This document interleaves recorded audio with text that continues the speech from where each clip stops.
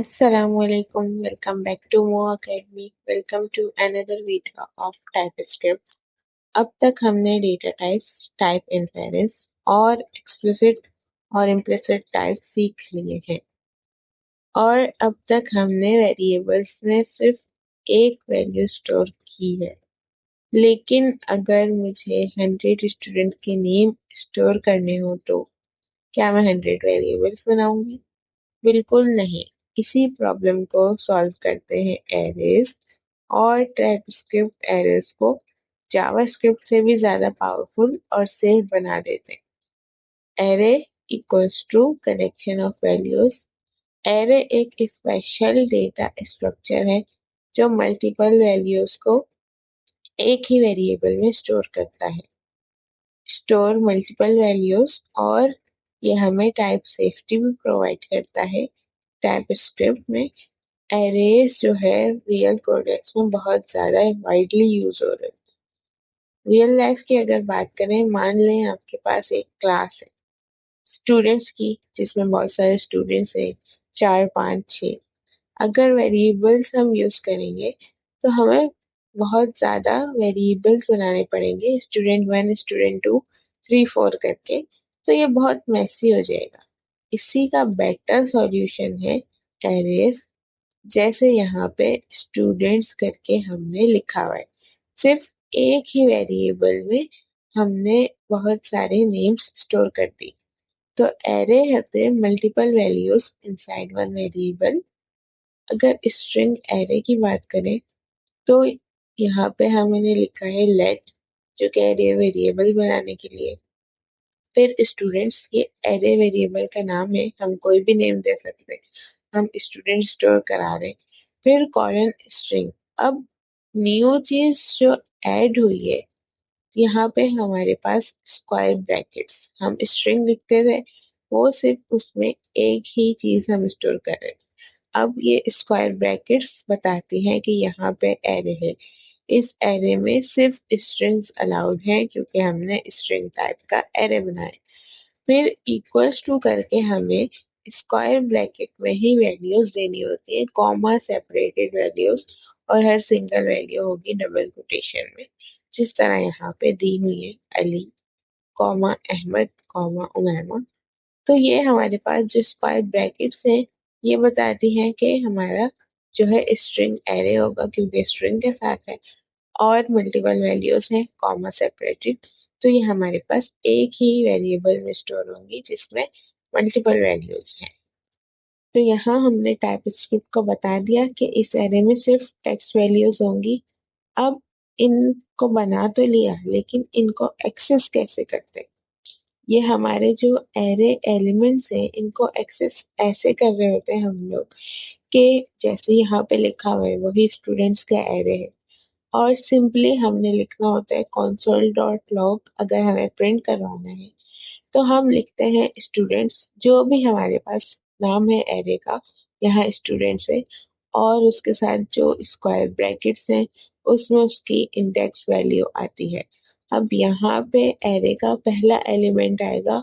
क्यों? एक बात हमेशा याद रखें, इनकी जो नंबरिंग है, अगर हमें फर्स्ट एलिमेंट लेना है तो वो हमेशा 0 से शुरू, यानी अली होगा 0 पोजीशन या इंडेक्स पे, अहमद होगा 1 पे और उमैमा होगा 2 पे। तो अगर हम 0 ले रहे हैं तो हमारे पास आउटपुट में आएगा अली। तो यहाँ पे हमारे पास एरे इंडेक्सिंग यूज होती है। इंडेक्सिंग हमेशा 0 से स्टार्ट होती है, जैसे मैंने अभी बताया। तो एरे इंडेक्स 0 से ही स्टार्ट होगा, हमेशा इस बात को याद रखना। फिर अगर हम नंबर एरे देखें, यहाँ पे एक बनाया हुआ है मार्क्स नाम से, और यहाँ हमने नंबर दिया हुआ है। अब जैसे स्ट्रिंग था वैसे ही हमने नंबर दिया है, सिर्फ यही डिफरेंस है, हमने जो भी टाइप का बनाना है वो टाइप हम उसके साथ हम स्क्वायर ब्रैकेट्स लगाते हैं और फिर उसमें मल्टीपल वैल्यूज असाइन करते हैं। जैसे यहाँ हमने 80, 90, 100 नंबर्स असाइन किए। तो नंबर सिर्फ न्यूमेरिक वैल्यूज अलाउ होंगी। अब इस एरे में स्ट्रिंग स्टोर नहीं कर सकते। अब बूलियन एरे की बात कर लेते हैं। सिंपली वही हमने एक स्टेटसेस के नाम से बनाया हुआ है। यहाँ एरे में सिर्फ बूलियन वैल्यूज स्टोर हो सकती हैं। क्यों? क्योंकि ये जो लिखा हुआ है बूलियन और हमारे पास स्क्वायर ब्रैकेट्स और फिर हमने क्या दिया है ट्रू फॉल्स ट्रू, इस तरह हम मल्टीपल वैल्यूज दे सकते हैं। तो बूलियन एरे में सिर्फ और सिर्फ ट्रू या फॉल्स वैल्यूज ही स्टोर होंगी। अच्छा, अब हमने पिछली वीडियो में टाइप इन्फेरेंस पढ़ा। अब हम उसको एरेज के साथ किस तरह इम्प्लीमेंट कर सकते हैं, बिल्कुल उसी तरह हमने यहाँ पे लिखा है let cities equals to multiple values दिए Karachi comma Lahore comma Islamabad.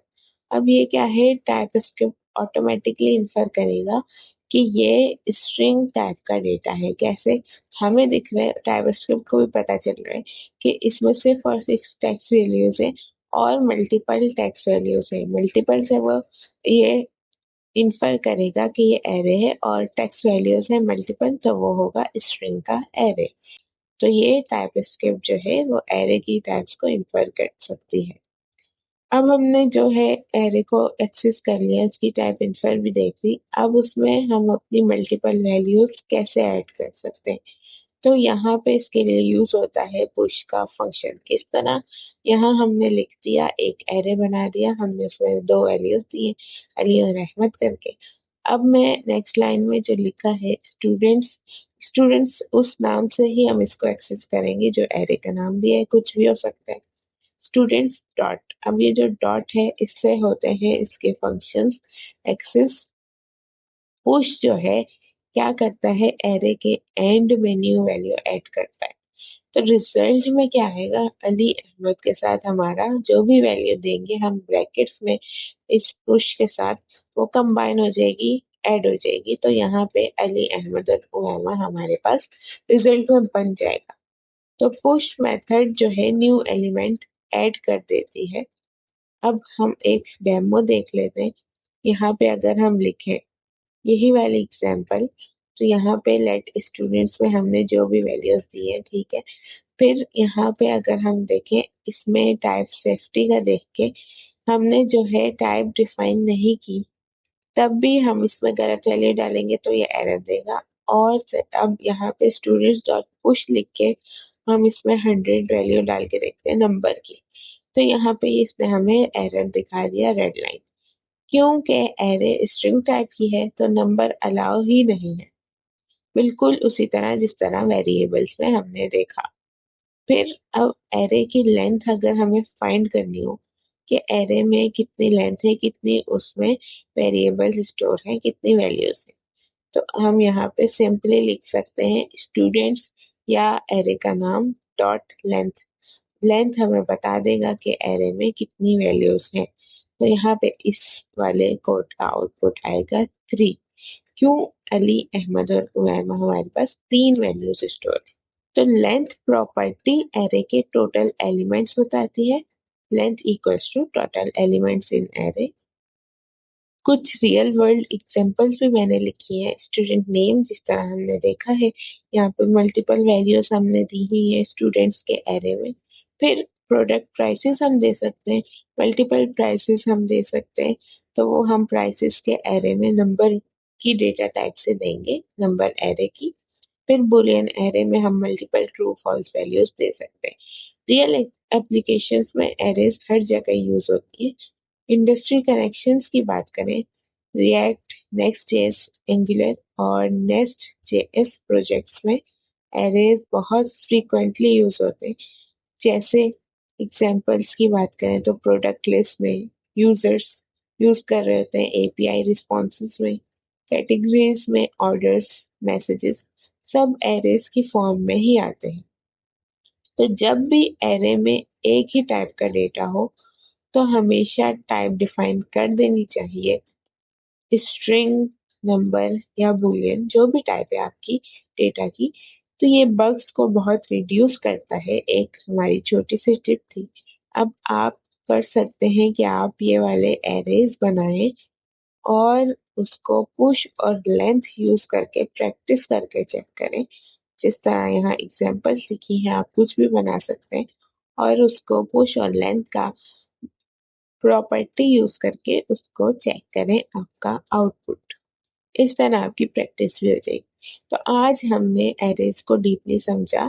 Arrays क्या होती है, string arrays, number arrays, Boolean arrays, push method और लेंथ प्रॉपर्टी। नेक्स्ट वीडियो में हम सीखेंगे टपल्स इन टाइपस्क्रिप्ट, जो एरेज जैसी लगती हैं लेकिन काफ़ी डिफरेंट होती हैं। So stay tune for that. Like करें, सब्सक्राइब करें। मिलते हैं नेक्स्ट वीडियो में। अल्लाह हाफिज़। Thanks for watching.